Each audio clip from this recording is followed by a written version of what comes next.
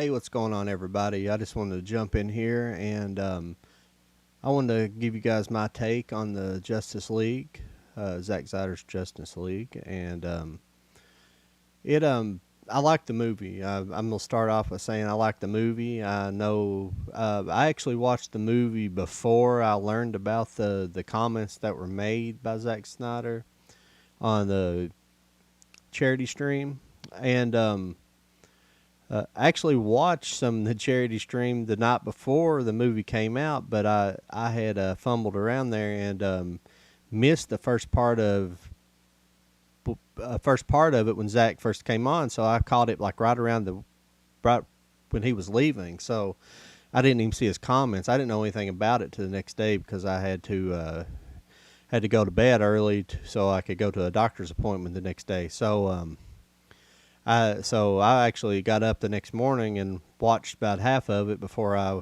went to my doctor's appointment, and then when I came back, I finished it, and then I turned on YouTube to check out see what people had thought about it, and then that's when I found out about it.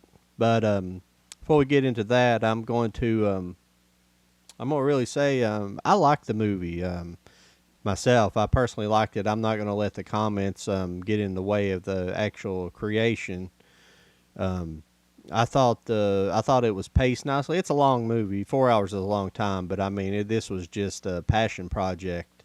It's kind of like the redo of Apocalypse Now or some of the added in stuff for Star Wars. I know people hate those, but in fact, the Apocalypse Now redo was actually the original cut of the movie. It was like a 3.5 hour cut. I think it's 3 hours to 3.5 hours, but that's the original cut of the movie. And this kind of how it is for the Justice League movie. This was not original cut because he obviously didn't finish the movie at first. Joss Whedon did. But this was his vision of the movie, and hopefully, this is for the most part how he wanted it. I would imagine he had to work with Zack Snyder. I mean, excuse me, some of Joss Whedon's footage, so everything's probably not exactly like he wanted it. But yeah, in general, I liked it. I thought Steppenwolf looked a lot better. He just looked horrible in the original rendering of the CGI. It was just terrible. I didn't like it at all, and I thought the scenes were some of the action scenes were beefed up a little bit. I just liked it. It was slightly darker in tone.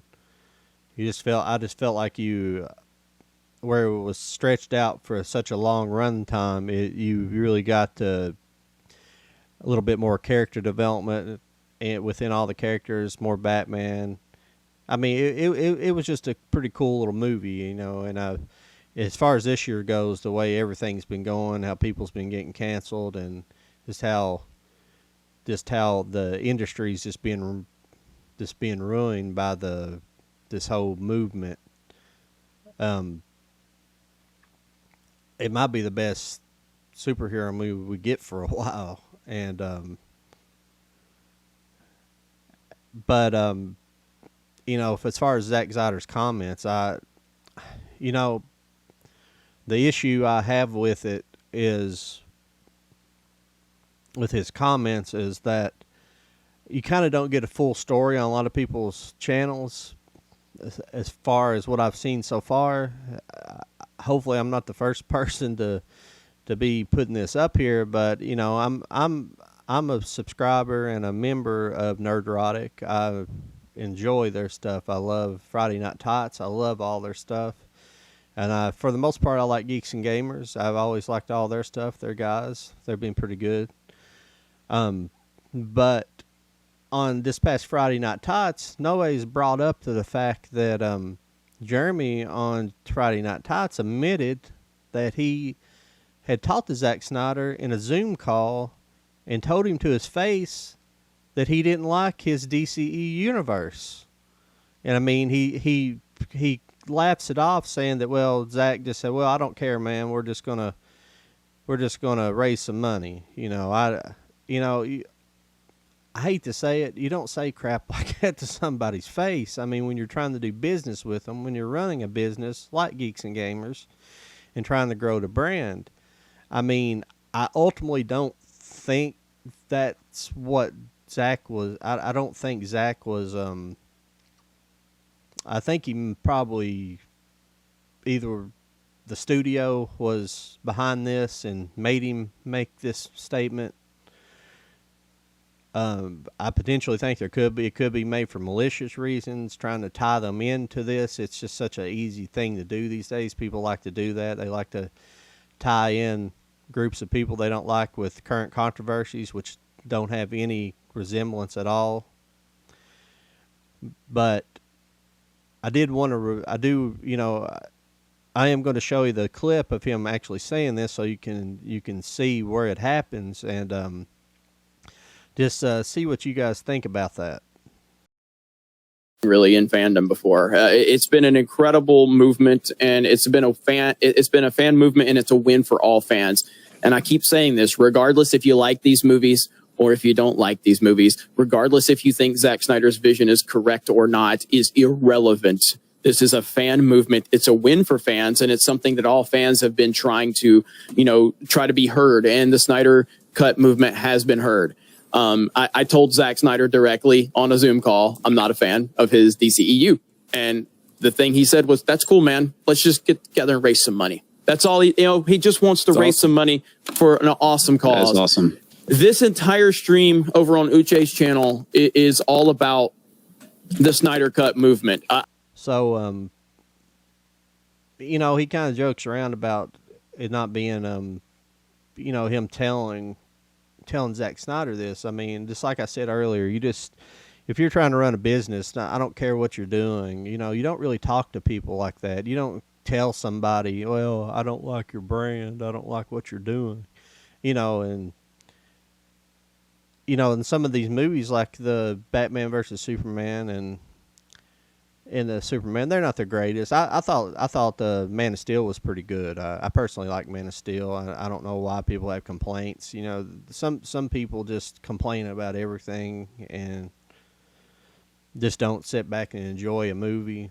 And these are superhero movies, and it's kind of like the Transformers movies. For the most part, the early movies with Shia LaBeouf was terrible. They're not that good as far as the human element of the movies. The action and the action with the Autobots and the Decepticons and all the actual CGI robot stuff is awesome. In all of them, and that's what I kind of went to see. I wanted to see the Transformers in action, not worry too much about the human element in it. Because if you ever actually watch the cartoon, there wasn't much of a human element in the cartoon, and the show wasn't that well written.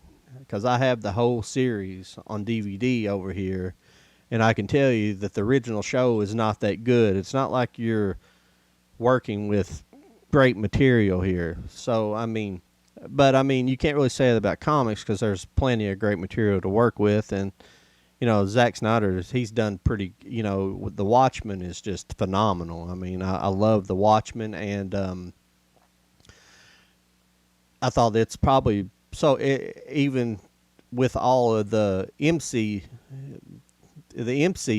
out there, it's very, it's, to me, like one of the best adaptations from a comic book or a graphic novel, whatever you want to call it. Technically Watchmen's a graphic novel, but it's one of the best adaptations I've ever seen. I know they changed some stuff at the end, but for the most part, he tried to make it look like you pulled it, you shot it right off the pages of the comic book. I mean, it looks phenomenal. I mean, the costumes are changed up just slightly. I mean, you just have to do that whenever you're making something. You can't do it exactly like it is in the pages. But I do agree. I do understand. I think you can actually shoot some of these comic book stories. I believe you can actually shoot some comic book stories straight from the pages and use these stories, and you're not going to, the normies aren't going to know the difference between what's been, you know, what's changed and what's not. They're just never going to know that depth. So as long as you're making a good movie, that's all that matters. So I understand where people, I'm kind of the same way. I want to see like original stories shot and not stuff changed around and changing, changing the race of characters around and doing all this craziness to shoot good stuff. But I kind of went off on a little bit of a tangent there. I apologize. But yeah, I mean, I'm trying to, like I was saying, I like Geeks and Gamers, Nerdrotic, and all this stuff, and I love those guys. I mean, they're the best content out there. That they're on more my side of the aisle, which I'm more of I'm just kind of in the middle, libertarian type. I'm don't swing. I've got opinions for, I'm opinionated on both sides of the aisle. I don't have a strong stance for one thing or another. Well, I have strong stances for things, but I don't have like one issue. Some issues may be on the left, some issues may be on the right, and some, things that I support are on the left, and some of the things I support are on the right. And it's just a mixed up kind of world I live in, and that's how a lot of people are, and this is how the people that are behind these channels are. They're not right leaning, they're not left leaning, they're in the middle. But the people in the middle are getting demonized these days, and even people on the soft left are getting demonized, and people on the right, the soft right, and the hard right are extremely demonized. So I don't know what Zack's intent was with this. I don't know if he was encouraged to say this from the studio, or he was just, maybe he was just kind of pissed off at what Jeremy had told him on there. I don't think that's the way to handle things from Jeremy. And yeah, I mean, this is kind of my take. And before I get off here, I'm just going to say, yeah, the movie was good. I liked it. You should check it out for sure. It was excellent. And I just I don't know. I don't know how I feel about it going on. I don't know. Going ahead, I don't know if I want to see more sequels out of it or not. I don't think they're not going to happen. I don't think so. I don't think, because they got Jar Jar Abrams at the helm now over there, and I think they're just gonna continue running American pop culture into the ground, because they know if they destroy American pop culture, then they destroy the influence of the American culture on the world, because American pop culture dominates the world. Like every culture, just about every country out there has been influenced by American pop culture. If they ruin that, it's like one of the core items that they need to get to. It's more so than ruining it politically and anything else. The pop culture is where they are attacking hard at, and you can tell that the people who want this done, whether it's just an idea or it is actually people behind the curtain pulling the strings, whichever one it is, they're succeeding, because that's the only that they have to tear down. That's the most important thing to tear down in American culture is our pop culture, and it's been extremely devastated, and it's just going to continue and continue, and we do need to fight back. So, I don't have much else to say here. I just wanted to get that out there. I know I rambled on for a while. And hope you guys like this video. Like, share, and subscribe. And check me out over on Twitter, I guess. And send me a line and just check out my videos.